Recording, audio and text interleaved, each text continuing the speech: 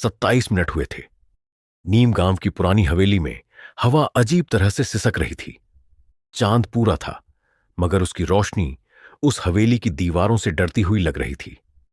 आर्यन, एक शांत गहरे सोच वाला लड़का, उसी हवेली में आया था, अपनी दादी के छौड़े पुराने घर को देखने। वह नहीं जानता था कि इस हवेली की दीवारों में सिर्फ यादें नहीं, रहस्य भी कैद है। कमरे की एक दीवार पर उसे एक पुरानी पेंटिंग मिली, एक लड़की की, जिसकी नीली आंखें किसी समुंदर की गहराई जैसी थीं।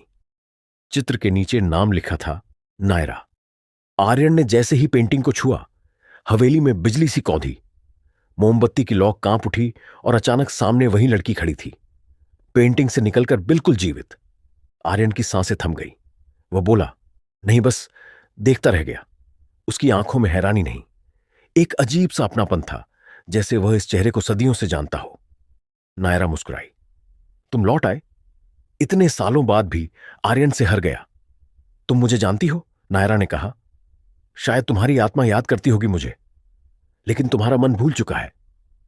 और तभी हवेली की दीवारें चरमराई। एक पुराना दरवाजा अपने आप खुल गया। अंदर से ठंडी हवा आई और एक खुसफुसाहट।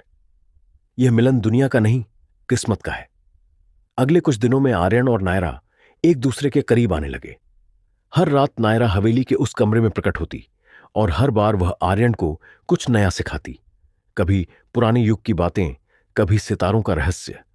आर्यन धीरे धीरे नायरा के मुंह में डूबता गया।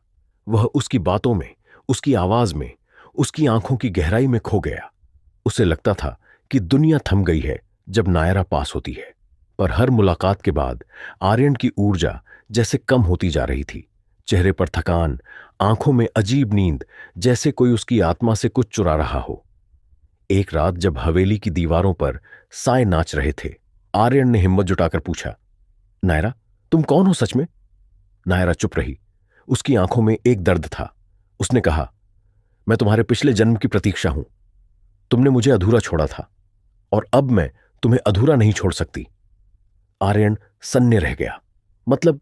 नायरा ने धीरे धीरे कहा, हर जन्म में तुम लौटते हो और हर बार मुझसे वादा तोड़ देते हो। इस बार मैं तुम्हें जाने नहीं दूंगी। तुम्हारी आत्मा मेरे साथ बंध चुकी है। उसी पल हवेली की दीवारें लाल रोशनी से चमक उठी। नायरा की आंखों में अब कोमलता नहीं आग थी। आर्यन ने देखा, उसकी परछाई अब इंसानी नहीं रही थी, बल्कि धुएं जैसी, जैसे किसी और लोक से आई हो। वह चिल्लाया, नायरा, तुम इंसान नहीं हो। नायरा मुस्कुराई। नहीं आर्यन, मैं तुम्हारे अधूरे वादे की सजा हूं, तुम्हारी आत्मा का वो हिस्सा जिसे तुम कभी पूरा नहीं कर पाए।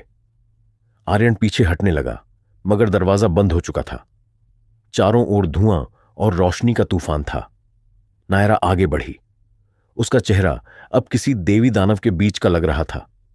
या तो मुझ में समा जाओ या फिर हमेशा के लिए भुला दिए जाओ। आर्यन की आंखों में डर और प्यार दोनों थे। वह जानता था भाग नहीं सकता। उसने नायरा की आंखों में देखा और कहा, अगर यही किस्मत है तो मैं इसे स्वीकार करता हूं। नायरा की आंखों से एक चमक निकली, एक नीली लहर जो आर्यन को घेर गई। हवेली कांप उठी, दीवारें दरक गईं और फिर सब शांत। सुबह जब गांव वाले हवेली पहुंचे तो वहां कुछ नहीं था, बस दीवार पर एक नई पेंटिंग टंगी थी, आर्यन और नायरा की। दोनों एक दूसरे की ओर देख रहे थे, जैसे किसी अमर बंधन में बंधे हों। टू डोस्टन अगर कहानी पसंद आई हो तो हमारी वीडियो को लाइक करके चैनल को सब्सक्राइब जरूर करें। धन्यवाद।